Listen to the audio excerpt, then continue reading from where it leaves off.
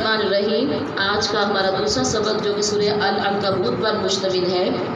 ایمان والیو، اس سورت کا نام العنکبوت ہے جس کا ذکر آیت نمبر 41 میں آیا ہے۔ آیات کی تعداد 69 ہے اور اس میں 980 کلمات اور 4165 حروف ہیں۔ العنکبوت یا عنکبوت کے معنی ہے مکڑی۔ وہ مکڑی آپ نے دیکھا جو گھروں میں جالے بھی بناتی ہے، تو عنکبوت کے معنی ہے مکڑی۔ کیا ہے؟ مکڑی۔ جب آپ آج اس پرانے سفر میں چلیں گی تو جو چیزیں آپ کو سورہ عنکبوت میں ملیں گی آپ کی نظر کرتی ہوں۔ ایمان والیوں، اس میں آپ کو سابقہ انبیاء کرام کی دعوت کا ذکر بھی بڑا تفصیل سے ملے گا، قیامت موت کا ذکر بھی ملے گا اور صبر کے حوالے سے بھی ذکر آپ کو سورہ العنکبوت میں ملے گا۔ جب آپ اس کے مطالعہ میں جائیں گی تو اس کے پہلے رکوع میں عمل کی بات ہے، اس کا ذکر بھی ملے گا۔ عنکبوت کی مثال اللہ تعالیٰ نے کیسے دی اس کا ذکر ملے گا۔ نماز منع کرتی ہے کس چیز سے، اس کا ذکر ملے گا۔ نہیں انکار کرتے مگر، اس کا ذکر ملے گا۔ کھیل اور تماشا یہ دنیا ہے، اس کا ذکر ملے گا۔ تو چلتے ہیں، کیونکہ ہم نے انبیاء کرام علیہ السلام کی دعوتی جو کوششیں ہیں اس کے اوپر تو تفصیلاً ذکر آپ سے کرتے رہتے ہیں گاہے بگاہے۔ تو ہم چلتے ہیں پہلے رکوع میں جو عمل کی بات ہے کہ سورہ العنکبوت ہمیں عمل کی طرف کیا سبق دیتی ہے، اور اس میں ذرا توجہ آپ کی ہماتن میری طرف ہونی چاہیے کہ میں قرآن کی ان آیتوں کے ذریعے کیا آپ کو پیغام دینا چاہ رہی ہوں۔ بسم اللہ الرحمن الرحیم۔ کیا لوگ یہ خیال کرتے ہیں کہ انہیں صرف اتنی بات پہ چھوڑ دیا جائے گا کہ وہ کہیں کہ ہم ایمان لے آئے اور انہیں آزمایا نہیں جائے گا؟ اور بے شک ہم نے آزمایا تھا ان لوگوں کو جو ان سے پہلے گزرے، بس اللہ تعالیٰ ضرور دیکھے گا انہیں جو دعوی ایمان میں سچے تھے، اور ضرور دیکھے گا ایمان کے جھوٹے دعوے داروں کو۔ کیا خیال کر رکھا ہے انہوں نے جو کر رہے ہیں برے کرتوت کہ وہ ہم سے آگے نکل جائیں گے؟ بڑا غلط فیصلہ ہے جو وہ کر رہے ہیں۔ جو شخص امید رکھتا ہے اللہ تعالیٰ سے ملنے کی تو وہ سن لے، اللہ تعالیٰ کی ملاقات کا وقت ضرور آنے والا ہے، اور وہی ہر بات سننے ہر چیز کو جاننے والا ہے۔ اور جو شخص کوشش کرتا ہے حق کو سر بلند کرنے کی تو وہ اپنے فائدے کے لیے کوشاں ہے۔ بے شک اللہ تعالیٰ غنی ہے تمام کائنات سے۔ اور جو لوگ ایمان لائے اور جنہوں نے نیک عمل کیے تو ہم دور کر دیں گے ان سے ان کی برائیوں کی نحوست کو، اور ہم انہیں بہت عمدہ بدلہ دیں گے ان اعمال حسنہ کا جو وہ کیا کرتے تھے۔ اور ہم نے حکم دیا انسان کو کہ وہ اپنے والدین سے اچھا سلوک کرے، اگر وہ یہ کوشش کریں تیرے ساتھ کہ تو شریک بنائے کسی کو میرا جس کے متعلق تجھے کوئی علم نہیں، تو اس بات میں ان کی اطاعت نہ کر، میری طرف ہی تمہیں لوٹنا ہے، پھر آگاہ کروں گا تمہیں ان اعمال سے جو تم کیا کرتے تھے۔ اور جو لوگ ایمان لائے اور انہوں نے نیک اعمال بھی کیے تو ہم ضرور شامل کر لیں گے انہیں نیکوں کے زمرہ میں۔ اور بعض لوگ جو کہتے ہیں کہ ہم ایمان لے آئے اللہ تعالیٰ پر، پھر جب ستایا جائے اسے راہ خدا میں تو بنا لیتے ہیں لوگوں کی آزمائش کو اللہ تعالیٰ کا عذاب کے برابر۔ اور اگر آ جائے نصرت آپ کے رب کی طرف سے تو وہ کہنے لگتے ہیں ہم تو تمہارے ساتھ تھے۔ کیا نہیں ہے اللہ تعالیٰ خوب جاننے والا ہر چیز کو جو لوگوں کے سینوں میں پنہا ہے؟ ضرور دیکھ لے گا اللہ تعالیٰ انہیں جو ایمان لائے، اور ضرور دیکھ لے گا منافقوں کو۔ اور کہا کافروں نے ایمان والوں سے تم چلو ہماری راہ پر اور ہم اٹھا لیں گے تمہارے گناہوں کے بوجھ کو، اور وہ نہیں اٹھا سکتے ان کے گناہوں سے کچھ بھی، وہ بالکل جھوٹ بول رہے ہیں۔ وہ ضرور اٹھائیں گے اپنے بوجھ اور دوسرے کئی بوجھ اپنے گناہوں کے بوجھوں کے ساتھ، اور ان سے باز پرس ہوگی قیامت کے دن ان جھوٹوں کے متعلق جو وہ گڑا کرتے تھے۔ ایمان والیوں، جو ایمان لائے ان کو بھی اللہ تعالیٰ اس میں بڑے واضح انداز میں فرما رہا ہے کہ جو ایمان لائے ان کو بھی ہم نے آزمایا جس طرح تم آزمائے جا رہے ہو۔ حضرت خباب بن الارت رضی اللہ تعالیٰ عنہ فرماتے ہیں کہ ایک روز نبی صلی اللہ تعالیٰ علیہ وآلہ وسلم کعبہ کے سائے میں اپنی چادر سے تکیہ لگائے تشریف فرما تھے کہ ہم نے حضرت حکمت ہو کر عرض کی یا رسول اللہ صلی اللہ علیہ وآلہ وسلم ہم پر مصائب کی حد ہو گئی ہے، ہم پر مصائب کی حد ہو گئی ہے، کیا حضور ہمارے لیے ہمارے حق میں دعا نہیں فرماتے؟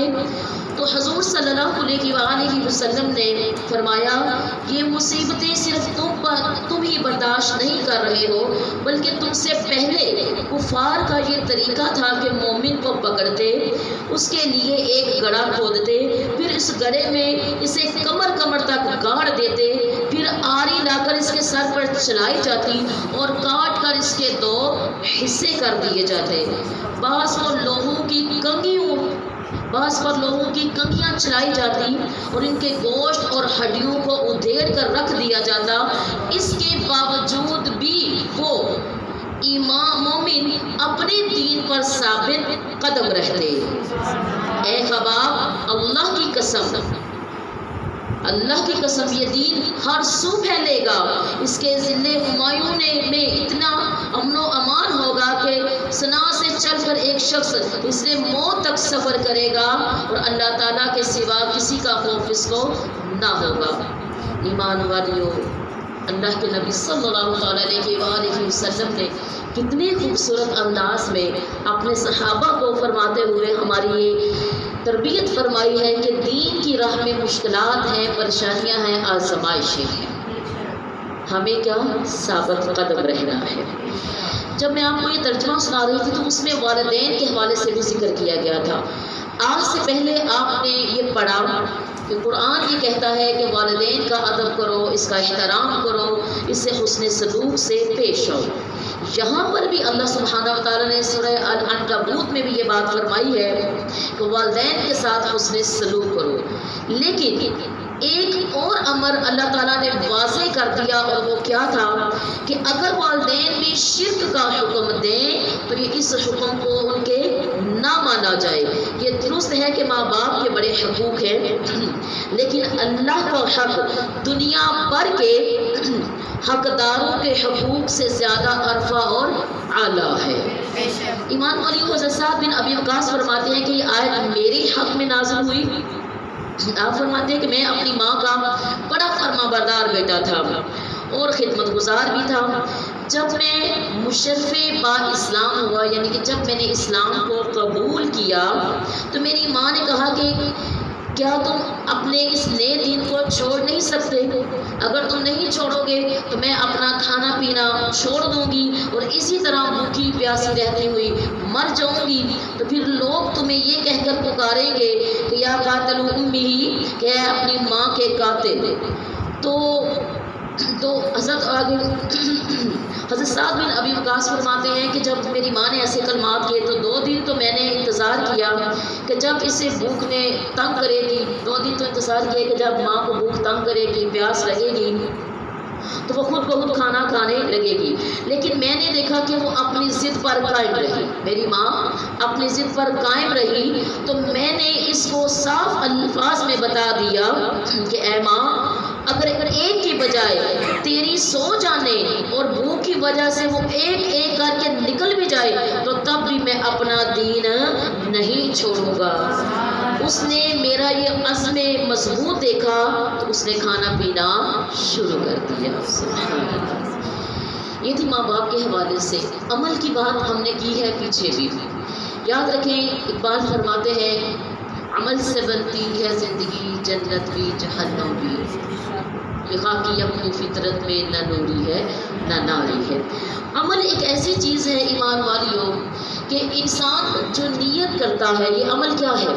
انسان جو نیت کرتا ہے اور پھر وہ اپنی نیت کے سبب جو فعل کرتا ہے وہ عمل کہلاتا ہے۔ وہ کیا کہلاتا ہے؟ عمل کہلاتا ہے۔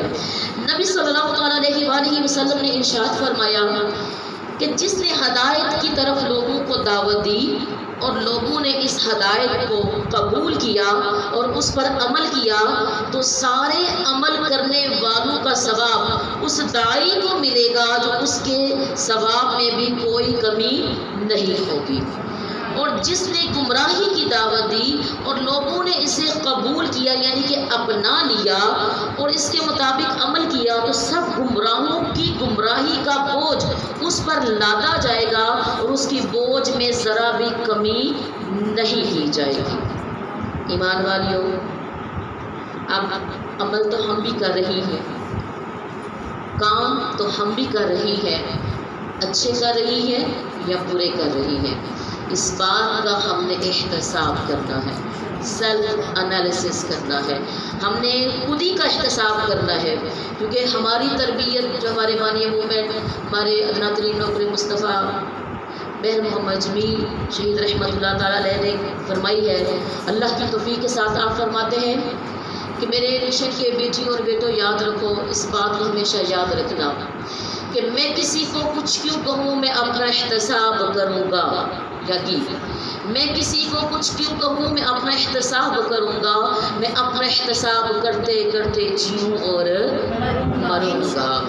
ایمان والیوں، ایک داعی ہونے کے ناطے ہمارا عمل کیا ہے کہ ہم اپنے سننے والوں، اپنی عزت احترام عقیدت کرنے والوں تک حق کا پیغام پہنچا دیں، حق کا پیغام پہنچا دیں۔ اب اس پر عمل کرنا یہ رب کے ذمہ ہے، یہ ہمارے ذمہ نہیں ہے۔ وہ جس کو چاہتا ہے اس کے دل کی دنیا بدل دیتا ہے، اس کے ذہن کی دنیا بدل دیتا ہے۔ ہمارا پیغام تو سب کے نام ہے، یہ سنت رسول صلی اللہ علیہ وآلہ وسلم ہے کہ آپ صلی اللہ علیہ وآلہ وسلم جب داعی اسلام بن کر، مبلغ اسلام بن کر، معلم اسلام بن کر لوگوں کو سیدھی راہ پر گامزن کرنے کا پیغام دیا کرتے تھے، تو جب جو تو مان جاتے تھے وہ تو تر گئے، لیکن اکثر اور بیشتر نہیں مانتے تھے، جس پر آپ کا دل افسردہ بھی ہو جاتا تھا۔ آپ کو پھر اللہ تعالیٰ تسلی فرمایا کرتا تھا اس طریقے سے کہ محمد صلی اللہ علیہ وآلہ وسلم آپ کا کام نہیں پریشان ہونا، آپ اپنے دل کو کیوں پریشان کرتے ہیں، آپ اپنے ذہن کو کیوں بوجھ ڈالتے ہیں، آپ کا کام نہیں ہے پریشان ہونا، آپ کا کام ہے پہنچا دینا، آپ کا کام ہے پہنچا دینا، آپ پہنچا دیجئے۔ ان کے دلوں کو بدلنا، میں جانتا ہوں کہ ان کے دل کیسے ہیں۔ بے شک اللہ سبحانہ و تعالیٰ نیتوں کے سبب انسان کو پھل لگاتا ہے، اور پھل اسی کو لگاتا ہے جو چھپا ہوا ہوتا ہے، کبھی کسی اکڑے ہوئے کو پھل نہیں لگتا ہے۔ تو بہرحال اپنے عمل کا احتساب کیجئے کہ عمل ہم بھی کر رہی ہیں، مگر کیسے عمل ہم کر رہی ہیں، یہی سورہ العنکبوت ہمیں پیغام دیتی ہے۔ ایمان والیوں، مزید جب آپ اس کا مطالعہ کریں گی تو آپ کو عنکبوت کی جو مثال اللہ تعالیٰ نے سورہ العنکبوت میں دی ہے وہ ملے گی کہ اللہ تعالیٰ عنکبوت کے بارے میں کی مثال دے کر ہمیں کیا سمجھانا چاہ رہا ہے، ہمیں کیا سمجھانا چاہ رہا ہے۔ سورہ العنکبوت میں اللہ تعالیٰ نے فرمایا بسم اللہ الرحمن الرحیم، ان نادانوں کی مثال جنہوں نے بنا لیے اللہ تعالیٰ کو چھوڑ کر اور دوست مکڑی کسی ہے جس نے جالے کا گھر بنا لیا، جس نے جالے کا گھر بنایا، اور تم سب جانتے ہو کہ تمام گھروں سے کمزور ترین مکڑی کا گھر ہوا کرتا ہے۔ کس کا گھر؟ کس کا گھر؟ وہ لوگ جو اللہ کو چھوڑ کر دوسروں کو اپنا حامی بناتے ہیں، دوسروں کو اپنا مددگار بناتے ہیں، تو اللہ تعالیٰ نے واضح فرما دیا کہ وہ مکڑی کے کمزور گھر کی مانند اس گھر کو بنا رہے ہیں۔ اور ہر کوئی توڑ سکتا ہے، گھروں میں جب جالے لگے ہوتے ہیں ہمارے، کتنی آسانی سے ہم اس کو ریموو کر دیتی ہیں، کرتی ہیں نا ڈسٹنگ جب کرتی ہیں۔ تو ایمان والوں، یہ کمزور ترین گھر ہے جس کی اللہ تعالیٰ نے مکڑی سے مثال دی، مکڑی کے گھر سے مثال دی۔ اللہ تعالیٰ ہمیں ایمان کے ذریعے اپنے گھروں کو پختہ اور قوی کرنے کی توفیق عطا فرمائے۔ نماز منع کرتی ہے، کس چیز سے نماز منع کرتی ہے؟ جب ہم نے پڑھا سورہ العنکبوت کو تو اللہ تعالیٰ نے اس میں فرمایا آپ تلاوت کیجئے اس کتاب کی جو وحی کی گئی ہے آپ کی طرف، اور نماز صحیح ادا کیجیے، بے شک نماز منع کرتی ہے بے حیائی اور گناہ سے۔ سبحان اللہ، بے حیائی اور گناہ سے۔ اب اس بات میں کوئی مبالغہ تو ہے نہیں، کوئی مشکل تو ہے نہیں ہمیں سمجھنا کہ اللہ تعالیٰ نے واضح فرما دیا کہ جو نماز ٹھیک ادا کرے گا، یعنی کہ خشوع اور خضوع کے ساتھ، عاجزی اور انکساری کے ساتھ، فقط اللہ کی رضا کی خاطر معذرت چاہتی ہوں گلا کی خرابی کی وجہ سے، جو تو اللہ کی رضا کی خاطر جھکتے ہیں وہ تو نماز قائم کر رہے ہیں، اور وہی قائم شدہ نماز ان کو بے حیائی اور برے کاموں سے روکتی ہے۔ لیکن وہیں پر آپ کچھ ایسوں کو بھی دیکھیں گے کہ جو نماز تو پڑھ رہے ہیں، جھک رہے ہیں، یہ کہہ لیجیے حرکات تو کر رہے ہیں، لیکن بے حیائی اور برے کاموں سے نہیں رک رہے۔ کیوں؟ کیونکہ ان کی نماز کے اندر عاجزی نہیں ہے، انہوں نے نماز پڑھنے کا مطلب نہیں سمجھا، انہیں پتہ ہی نہیں کہ جب ہم قیام کر رہے ہیں، جب ہم رکوع کر رہے ہیں، سجود کر رہے ہیں، جب ہم جلسہ کی حالت میں ہیں، جب ہم تشہد پڑھ رہے ہیں، جب ہم سلام کر رہے ہیں، کیوں کر رہے ہیں، کیا کر رہے ہیں، اور پھر اس کو نماز قائم کرنے کا مطلب کیا ہے۔ ہاں، قرآن نے تو کہہ دیا کہ یہ بے حیائی اور برے کاموں سے روکتی ہے، تو یقیناً جو قائم کرتے ہیں وہ تو رک جاتے ہیں، کیونکہ ان کی نماز اللہ کے واسطے ہوتی ہے۔ اور یاد رکھو ایمان والی، جس کو اللہ کے لیے جھکنا آتا ہے وہ کبھی بھی دنیا کے آگے، جگ کے آگے جھکا نہیں کرتے ہیں۔ تو اپنی نماز میں ہمیں خشوع اور خضوع کرنی چاہیے۔ اور دوسری یہ بات، پنجگانہ ہمیں اپنی نماز کو قائم کرنا چاہیے، اور بے نمازی کی صحبت سے بچنا چاہیے۔ بے نمازی کو تلقین کرو کہ نماز قائم کرو، نماز پڑھا کرو، لیکن اگر وہ نہیں اس بات پہ آتا یا آتی تو خدا را کم از کم ایسی صحبتوں سے بچا ضرور کرو، کیونکہ صحبت سے انسان پہچانا جاتا ہے، اور ایسا نہ ہو کہ کسی کی بری صحبت تم پر بھی یا تمہارے گھر کے ماحول پر بھی اثر کر جائے۔ اس کے بعد سورہ عنکبوت میں ہم دیکھیں گے کھیل اور تماشا۔ یہ کیا ہے کھیل اور تماشا؟ آئیے چلتے ہیں عنکبوت سے پوچھتے ہیں کیا۔ بسم اللہ الرحمن الرحیم۔ اور نہیں ہے یہ دنیاوی زندگی مگر لہو اور لعب، اور دار آخرت کی زندگی ہی حقیقی زندگی ہے جسے موت نہیں، کاش وہ اس حقیقت کو جانے۔ ایمان والیوں، ہمارا موت پہ تو بیان ہو چکا ہے، آخرت کی سمجھ کے لیے بھی ہم نے بڑی اپنے اسباق میں توجہ آپ کی مبذول کروائی ہے آخرت کی طرف بھی۔ آخرت ایک ایسا گھر ہے جو دائمی ہے، جہاں پر موت نہیں ہے۔ جس دنیا میں ہم رہ رہی ہیں یہ دنیا عارضی ہے، یہاں پر ہمیں موت بھی آنی ہے۔ اس تھوڑے گھر کے لیے جو بہت ہماری آج فکریں ہیں، سوچیں ہیں، ہماری توجہ ہے، ہمارا وقت ہے، وہیں پر اللہ تعالیٰ یہ فرما رہا ہے کہ دیکھو یہ تو عارضی ہے، یہ دنیا تو ایک کھیل اور تماشا ہے، تم اس میں کھیل اور تماشا نہ بننا۔ یہ دنیا کی محبت ایک متاع ہے، یہ ایک ایسا لالچ ہے جو جس انسان کو لگ جاتا ہے، ایسا نشہ ہے جس انسان کو لگ جاتا ہے تو اب وہ سوائے تباہی اور بربادی کے کچھ بھی نہیں لاتا۔ تو ایمان والیوں، دنیا میں آئے ہیں تو مسافر بن کے رہیے، کیونکہ یہ دنیا میں ہم لوگ مسافر ہیں، اور مسافر لوٹ کر اپنے گھر کو جاتا ہے، اور گھر میں جانے کے لیے اپنے ذات راہ کا انتظام کرتا ہے۔ مجھے اور آپ کو بھی ذات راہ کی ضرورت ہے۔ خوش قسمتی ہے کہ اللہ کے بندے ہیں، خوش قسمتی ہے اس کے محبوب کے آخری محبوب کے امتی ہیں، خوش قسمتی ہے کہ ہم سابقہ شریعتوں کی تصدیق کرنے والے نبی صلی اللہ تعالیٰ علیہ وآلہ وسلم کے ادنا نوکروں کے بھی نوکر ہیں۔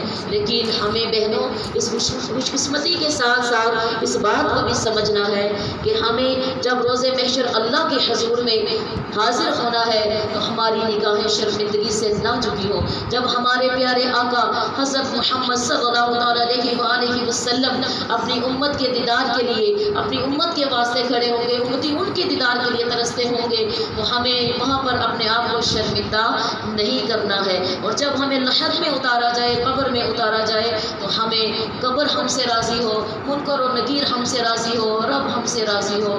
اور یہی چیز آپ کی فکر لے کر جائے گی آخرت کی۔ جب تک ہم آخرت کی فکر نہیں کریں گے، اپنے اصل گھر کی فکر نہیں کریں گے، بلکہ اس کو فقط ایک مٹی کا ڈھیر سمجھ کر ہم تصور کرتے رہیں گے، کہنے کو یہ مٹی ہے جو حقیر نظر آتی ہے، یقین جانو اسی میں بڑے بڑے عظیم انسان جا کر حقیر ہوئے ہیں۔ نہ جانے کیسے کیسے رازوں کو یہ دبا کر بیٹھی ہوئی ہے یہ مٹی۔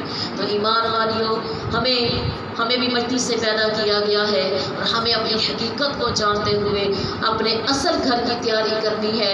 اپنے معاملات حقوق اللہ کے ساتھ ساتھ حقوق العباد کی کوشش کیجیے کہ بہترین ہو۔ ہم سے کوشش کریں کہ ہر کوئی ہم سے راضی ہو، جو حق پر گامزن ہو، حق کے راستے پر ہو۔ تو اللہ تعالیٰ ہم سب کو صراط مستقیم پر چلنے کی توفیق عطا فرمائے، اور مزید مطالعہ کا شوق رکھنے والی ہماری بہنیں اور بیٹیاں انہیں اس قرآنی سفر میں ہمارے ساتھ چلیں، اور دیکھیں کہ سورہ آج جو ہم نے 2 سورہ پڑھی، سورہ القصص اور العنکبوت ہمیں کیا پیغام دیتی ہے، تو یقیناً ہمارے دماغ کے دریچے کھلیں گے، ہمیں آگاہی، شعور اور بیداری ہمیں ملے گا۔ اللہ تعالیٰ ہم سب کو قرآنی رستہ پر چلنے کی توفیق عطا فرمائے۔ وآخر دعوانا ان الحمد للہ رب العالمین وجاء سید المرسلین۔ السلام علیکم۔